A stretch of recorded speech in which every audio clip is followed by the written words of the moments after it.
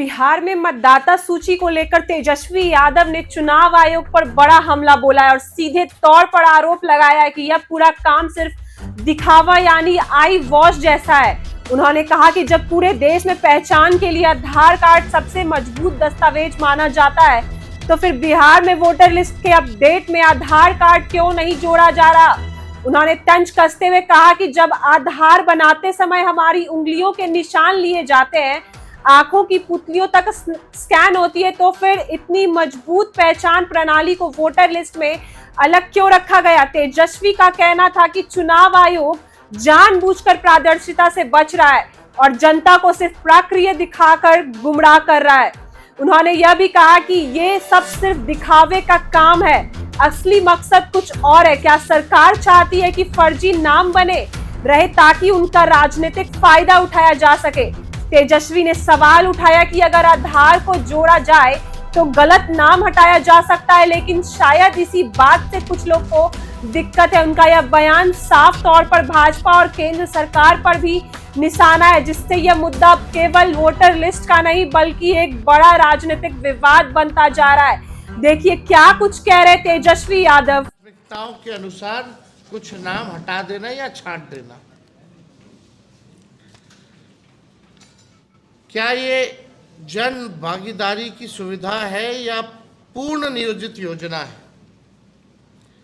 आयोग ने यदि वाकई मतदाताओं की सुविधा को ध्यान में रखते हुए लचीलापन लाया है तो इस पर विधिवत आदेश जारी करे, यदि नहीं तो इस प्रक्रिया को संवेदनशील और सत्तानुकूल हेरफेर का जरिया ना बनने दे।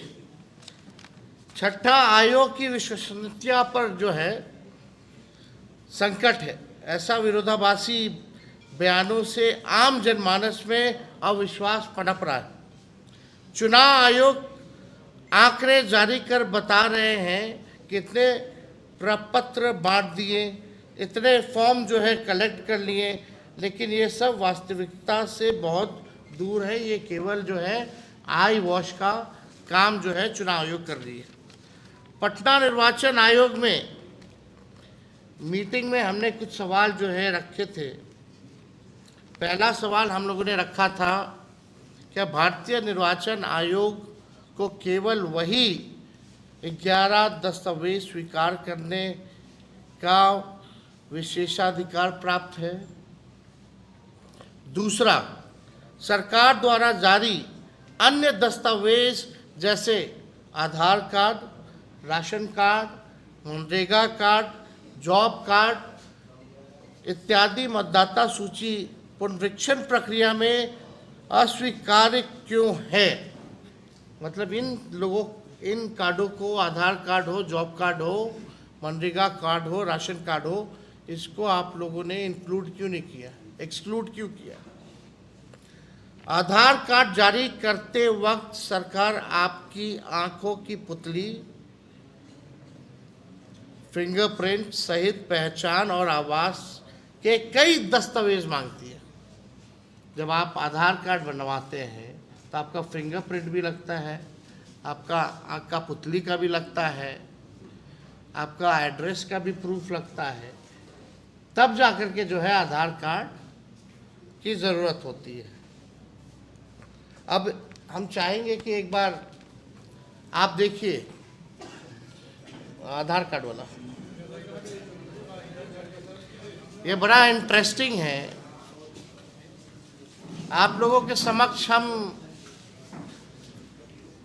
आधार कार्ड के बारे में हम बता दें।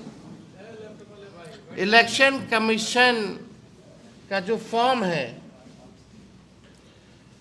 फॉर्म 6, अभी भी इसमें आधार कार्ड इंक्लूडेड है, लेकिन बिहार में इसको एक्सक्लूड क्यों किया गया है, ये आज तक अभी तक का नोटिफिकेशन है। पढ़िए,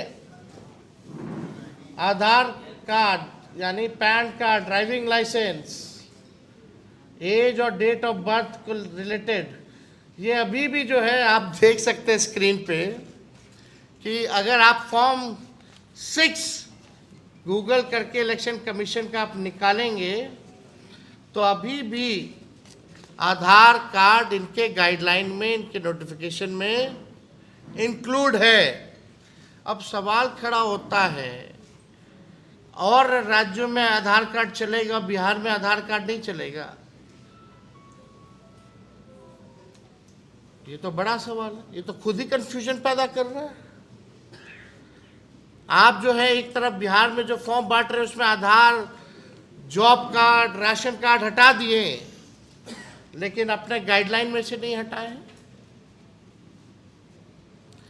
ये तो बड़ा, चुनाव आयोग कंफ्यूज है, क्या करना चाह रहा है भाई चुनाव आयोग? आधार कार्ड को क्यों हटाया गया, हमारा ये सवाल है। यदि जनप्रतिनिधित्व अधिनियम अथवा संविधान में ऐसा कोई स्पष्ट प्रावधान है तो 11 दस्तावेजों की सूची किस प्रक्रिया से तय हुई है? क्या ये न्याय संगत है? ये सवाल जो है हम लोग पूछना चाहते हैं निर्वाचन आयोग से। निर्वाचन आयोग जैसी संस्था की साख पर सवाल उठ रहा है। लोकतंत्र के लिए एक खतरे की घंटी है। हम लोगों की मांग